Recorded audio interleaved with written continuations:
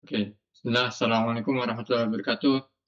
Selamat datang kepada audiens dan terima kasih yang telah menyempatkan waktunya untuk memperkenalkan brand kami yaitu Volta Media yang bergerak di bidang film dokumenter.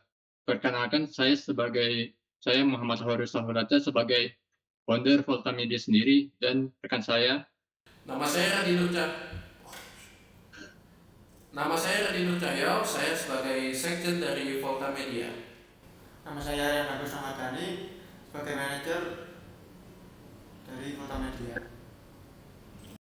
Sebelum kita masuk ke dalam brand kita sendiri, kami ingin memperkenalkan brand kami terlebih dahulu agar kita lebih memahami bagaimana Volta Media itu sendiri ber, ber, beroperasi.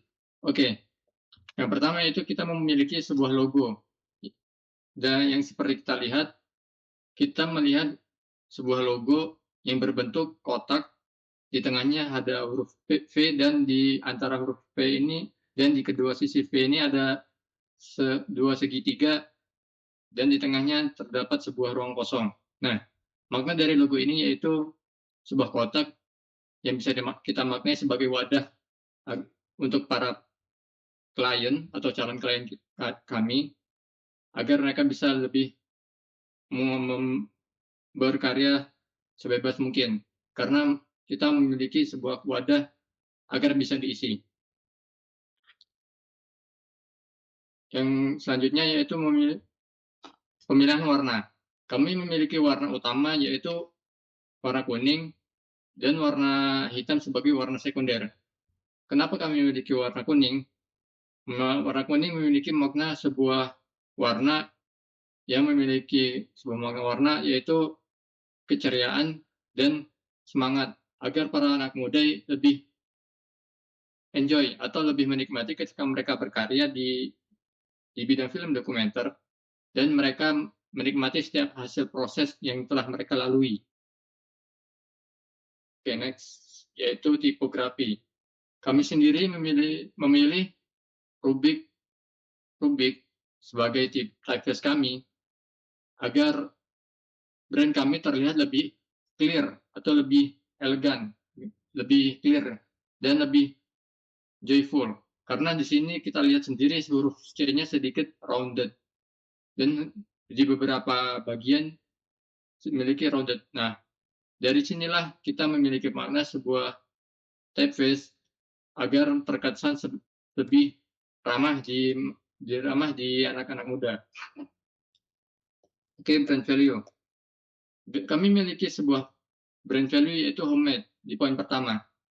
Homemade sendiri kami maknai sebagai value kami agar kami lebih mementingkan agar karya-karya mereka ataupun video yang kami buat asli dari kami sendiri ataupun hasil tangan dari kalian sendiri.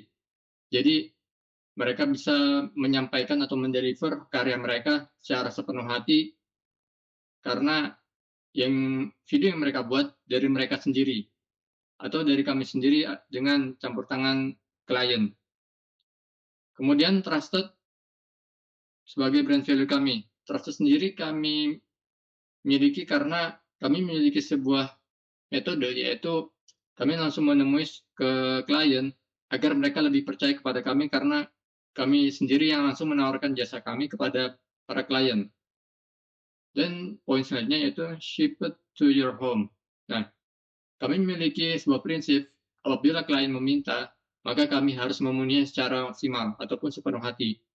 Nah, ship it to your home itu kami berniat untuk datang ke rumah klien secara langsung apabila klien sendiri yang memintanya agar membimbing mereka untuk membuat sebuah video dokumenter ataupun dokumenter itu sendiri. Oke, yang selanjutnya yaitu brand archetype. Nah, di sini kami memiliki poin pertama yaitu caregiver.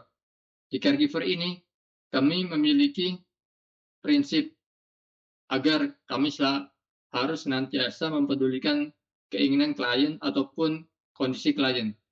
Di sini kami tidak hanya ingin klien datang kepada kami hanya menyelesaikan masalah mereka, tapi kami peduli terhadap masalah mereka setelah dan sebelum masalah itu muncul. Oke, yang selanjutnya yaitu digester. Nah, digester ini kami ingin klien menikmati jasa kami agar mereka terus berproses dengan adanya rasa bangga diri mereka ketika mereka selesai dalam proses tersebut. Jadi mereka menikmati setiap proses dan menghasilkan sebuah karya yang sepenuh hati ketika mereka mempublikasikan hasil karya mereka kepada publik. Oke, nah di sini kami ingin klien itu tidak hanya menjadi seorang pembuat video dokumenter ataupun dokumenter, tapi mereka bisa menjadi sebuah influencer ataupun sebuah artis di dunia mereka sendiri. Jadi kami membantu mereka untuk mendevelopment diri mereka sendiri agar mereka bisa berkembang menjadi orang yang ternama. Nah, dari situlah kami ingin menjadi klien itu orang yang siapapun yang mereka inginkan. Oke, brand promise. Nah, di brand promise ini kami ingin menjadikan klien itu mendapatkan hasil yang terbaik apa yang mereka minta dari kami.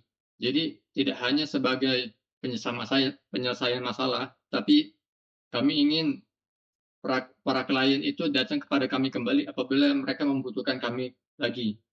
Dan kami ingin ketika klien sudah selesai masalahnya, mereka memberikan hasil yang kepuasan yang tinggi kepada kami. Jadi kami menyelesaikan solusi lebih dari apa yang mereka minta. Nah, untuk unique selling point sendiri, itu kami memiliki sebuah strategi. Nah, di strategi ini kami tidak ingin klien hanya sekedar menyelesaikan masalah, tapi kami ingin mendevelopment klien sendiri agar mereka itu bisa membuat karya yang lebih bagus dari sebelumnya. Jadi kami memberikan sebuah program yaitu pembimbingan klien dari awal hingga mereka bisa membuat karya mereka sendiri. Jadi ketika mereka sudah menjadi orang ternama ataupun influencer, mereka bisa memberikan rekomendasi kepada calon klien kami yang lain untuk memakai jasa kami sendiri. Jadi competitive analysis akan dijelaskan kepada rekan saya. Selanjutnya ada competitive analysis untuk yang dimana ada Temata Studio, yaitu Temata Studio yang merupakan rumah produksi film yang mengenalkan bangsa Nusantara kepada Indonesia dan dunia. Temata Studio menghasilkan film layar lebar, film dokumenter, film pendek, film serial, hingga film komersial.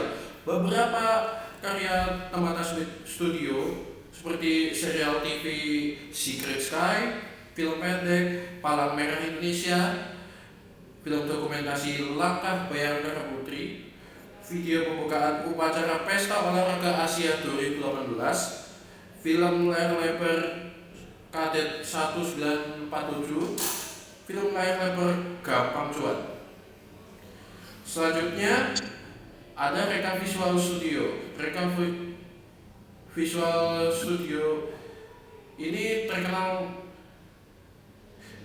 Reka Visual Studio ini masih terbilang baru muncul di dunia perfilman.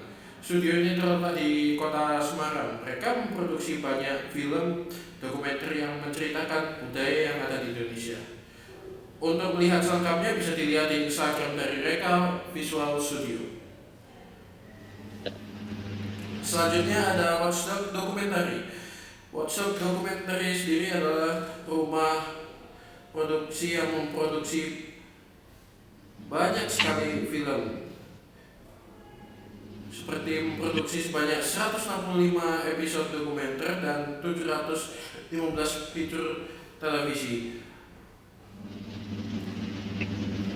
Watchdog meraih penghargaan Raymond Magsaysay untuk kategori Emergent Leadership. Selain itu, Watchdog menjadi organisasi pertama yang mendapatkan penghargaan Raymond Magsaysay kategori Emergent Leadership. Sebelumnya, semua peraih penghargaan dalam kategori ini adalah individual.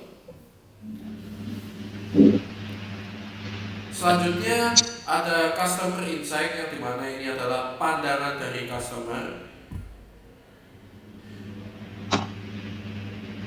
Saya akan mulai bahas dari demografi. Dari demografi sendiri, pesatnya perkembangan jumlah penduduk di Indonesia membuat peluang bisnis industri film dokumenter sangat berpotensi untuk bisa berkembang dengan cara menarik perhatian anak muda yang ingin berkarya. Tidak hanya memendam ide karya mereka, tapi mereka bisa mengekspresikan apa yang mereka dokumentasikan bisa menjadi nilai lebih. Psikografi Psikografi target utama kami yaitu anak muda yang masih memiliki semangat berkarya yang tinggi dan memiliki pemikiran yang masih terus bisa dikembangkan. Kami juga akan melakukan survei kepada customer untuk mencari bahan evaluasi agar jasa kami sesuai dengan apa yang mereka inginkan. Untuk customer behavior atau kebiasaan dari customer, di era yang serba digital, banyak informasi yang kita terima, terutama dari media sosial, mulai dari anak kecil sampai orang dewasa mainkan media sosial. Media sosial sendiri paling banyak digunakan oleh anak muda. Mereka biasanya menggunakan untuk mencari hiburan, branding diri, ataupun melihat kabar status dari orang terdekat mereka. Dari situ kami akan mencoba untuk masuk ke dunia mereka dengan cara membuat konten yang sesuai dengan segmen anak muda agar brand ini bisa lebih dekat dengan mereka.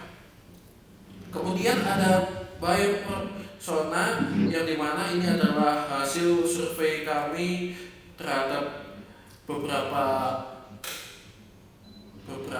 customer. Kami mengidentifikasi nama, usia, jenis pendidikan, pekerjaan, kebutuhan, tujuan, perilaku, dan lain sebagainya. Untuk selanjutnya adalah keyword. Untuk keyword studi kami adalah pertama adalah film. Kenapa film? Karena studi kami memfokuskan untuk membuat film dokumenter. Yang selanjutnya remaja muda. Kenapa remaja muda? Karena studi kami fokus memproduksi film untuk remaja muda dan sebagainya.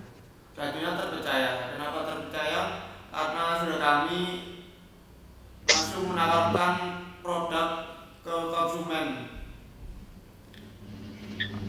Dan selanjutnya kreatif. Sudah kami memiliki tim-tim kreatif yang menjanjikan. Selanjutnya inovatif. Untuk inovatif sudah kami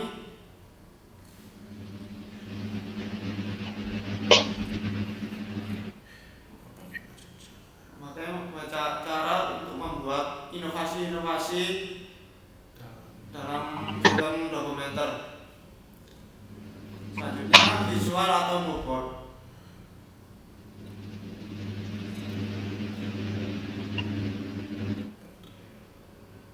Untuk moodboardnya pertama dari step. Besar kami menyediakan pertama dominan hitam, yang kedua berdominan kuning. Selanjutnya untuk branding identity kami yang kami presentasikan di dalam studio kami, selanjutnya profil Instagram, selanjutnya kartu bisnis atau bisnis card, selanjutnya adalah banners. Ini adalah banners studio kami, yaitu di kaos, box t-shirt, lanyard, tas, kamera, dan topi. Mungkin cukup saja yang dapat kami presentasikan dari brand kami sendiri. Mohon maaf apabila terdapat kesalahan kata ataupun kekurangan kata. Kurang lebihnya mohon maaf. Dan terima kasih yang telah menyempatkan waktu untuk mengenal brand kami sendiri. Saya mohon maaf secara pribadi apabila terdapat kesalahan kata. Kurang lebihnya, Assalamualaikum warahmatullahi wabarakatuh.